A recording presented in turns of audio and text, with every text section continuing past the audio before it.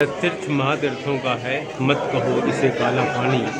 तुम सुनो यहाँ की धरती के कण कण से गाथा बलिदानी। गणेश दामोदर सावरकर के वचन बिल्कुल सही कहा उन्होंने, और आज हम उसमें प्रवेश कर रहे हैं। तो उन्होंने इसको काला पानी कहने से ही मना कर डाला, उसको इन्होंने तीर्थ का नाम दिया। और सर जी, जिनका जेल विजिट नहीं हुआ 2 मिनट मॉडल में सुन के चले जाएगा, ये गैलरी क्लोज होने वाला है। जिनका जेल विजिट नहीं हुआ यहाँ पे 2 मिनट सुन के चले जाएगा मॉडल में। जो लोग अभी बंद होने की सूचना हो गई, इसलिए मैं जल्दी से इसको लिखता हूँ। काला पानी देश निकाला, काला पानी का अर्थ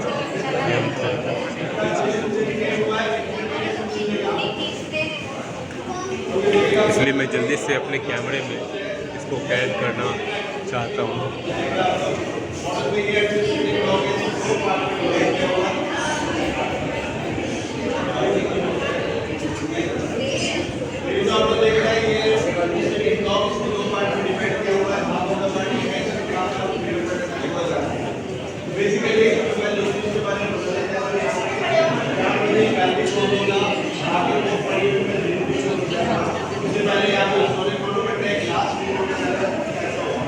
सबसे पहले लोग यहाँ पे जेल का कंडीशन कैसा हुआ, पहले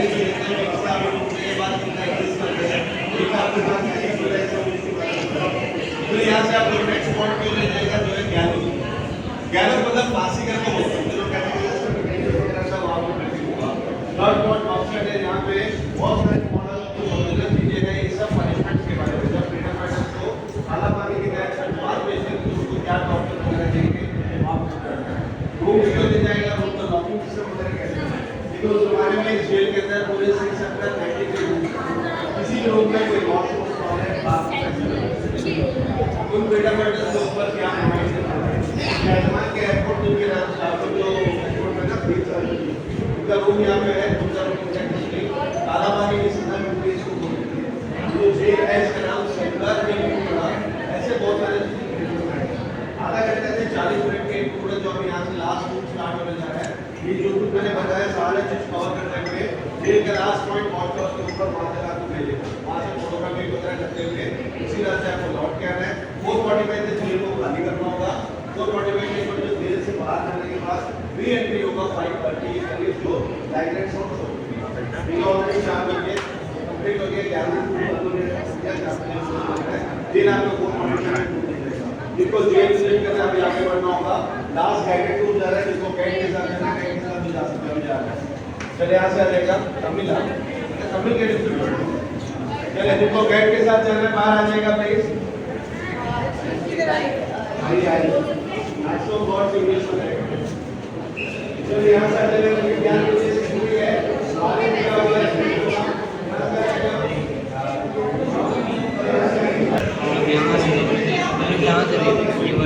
लाइट एंड साउंड हम लोग वहाँ से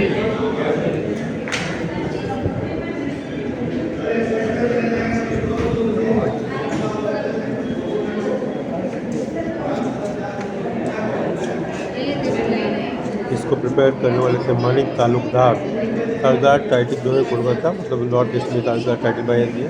और ये सिल्वर जेल की रेप्लिका है कि 1 2 3 4 5 6 7 पीढ़ियों की बनाया गया। इसके बीच में से कई को तोड़कर हॉस्पिटल वगैरह बना दिया गया है। ये रेप्लिका है पूरे सेंट्रल जेल की। इसके बाद दो स्टोरी ऑफ प्रिजन लाइफ के बाकी हिस्सों को मैं दिखाने का प्रयास करता हूँ।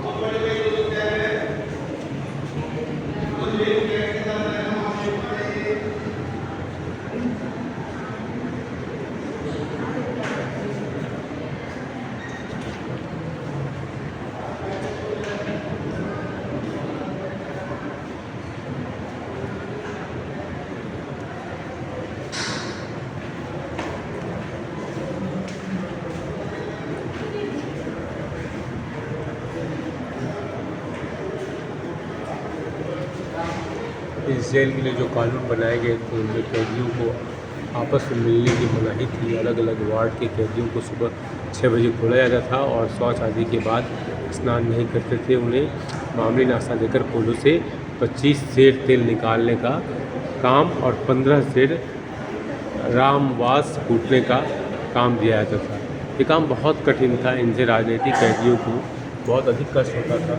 कैदियों से रात के 8 या 9 बजे तक पूरा तेल निकलवा लिया जाता था, तब रोटी दी जाती थी। खाना बहुत खराब होता था। दिन के 5 बजे ही कैदियों को कोठरियों में बंद कर दिया जाता था।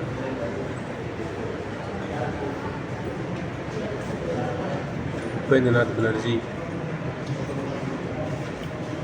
Most of the prisoners that had come before me in this jail from the Indian military mutiny of 1857 onwards on transportation for life did not return alive to India. I learned this fact and realized the horror of it while I was myself passing through the sentence of hard labor. I often felt that I should take a rope and put an end to my life forthwith to end all my troubles, but I could not summon up courage to do it. I kept on crushing the coconut piece for oil by going round it, grinding mills patiently and without any complaint. One day, working from morn till eve, I felt my body stark and stiff like a plank of wood. I found my palms blustered over. I saw blood trickling from the cracks in my hand, and yet at the end of it, the yield had not come to the regular quantity of 13 lbs. A day I felt I was swooning. I heard abuses hurled at me by the petty officers in charge. I felt them like whips against my heart, and at last I was dragged before the jailer. He abused me downright with the choicest slang and threatened me with the caning. I was brought back from the office and seated in my place for evening meal. Grief, pain, and insult choked my throat, and I could not swallow a morsel of the food put before me. Extract from Autobiography of Upendranath Banerjee. Indubhushan की शहादत। इंदुभूषण बाहर के अपार कष्टों से ऊब चुका था। अंत में तंग आकर निरुपाय होकर उसने जेल के अंदर के कांटों को ही स्वीकार किया। उसने डंडा, बेड़ी, हथकड़ी पसंद की, परंतु काम करने से साफ इनकार कर दिया। बेरी उसके पास आया और पूछा, तुम बाहर से लौट आए, तुम यही समझ बैठे थे कि बाहर काम करने से इनकार करने पर अंदर आकर सुख चैन से सो सकोगे। बारी ने बॉर्डर को आदेश दिया, जाओ इसे कोल्हू में जोतो। उसे उसी समय ले जाकर कोल्हू में जोत दिया गया। शाम को तेल ले जाते समय मौका मिलते ही मैं उससे मिला था तथा धीरज बधाते हुए कहा, तुम्हें तो केवल 10 वर्ष की सज़ा हुई है, मुझे तो आजीवन यहाँ रहना है। मेरी ओर देखकर कम से कम अपने मन को धीरज दो। मैं केवल 4 ही शब्द बोल पाया था कि वो बोला, अपमानजनक स्थिति में जीवित रहने की अपेक्षा मृत्यु कहीं अधिक उत्तम है। मैंने फिर उसे समझाया, स्वदेश के लिए अपने हितों, सुख, संपत्ति और प्राणों तक का त्याग करना जिस प्रकार कर्तव्य है, वैसे ही मान अपमान का त्याग करना भी तो कर्तव्य हो जाता है। तुम मेरी तरह ही 25 वर्ष के हो। तुम मुझसे बहुत पहले, ज़्यादा से ज़्यादा 8-10 वर्ष में यहाँ से मुक्त होकर स्वदेश लौट जाओगे। धीरे धीरे कष्ट सहकर भी जीवित रहो, जिससे यहाँ से मुक्त होकर आगे देश की मातृभूमि की सेवा कर सको। जल्दी में ये बातें हो पाई थी। रोज़ शाम को पसीने से तर खोपड़े, नारियल के चूरे और सिर से पैरों तक सना, कंधे पर भूसे का बोरा, पैरों से पड़ी बेड़ी और हाथ में 30 पाउंड तेल की बाल्टी लिए झूमते हुए, नंगे शरीर जाते हुए हिंदू को मैं देखा करता था। हम सब भी उसी की तरह कोल्हू का काम करके लौटा करते थे। विनायक दामोदर सावरकर की आत्मकथा। जब मैं इन वाक्यों को, इस सेंटेंस को पढ़ रहा हूँ तो मेरे गला भरा आ रहा है कि कैसे कैसे कष्ट हमारे स्वतंत्रता संग्राम सेनानियों ने सहे। जेल में बंदी जी अंडमान के जेल में रहते हुए उल्लासकर एक दिन कहने लगे कि आखिर क्यों मैं जेल की मशक्क़त करूं। एक बागी के लिए जेल में भी बगावत का रास्ता अख्तियार करना ही मुनासिब और इज्जत का रास्ता है।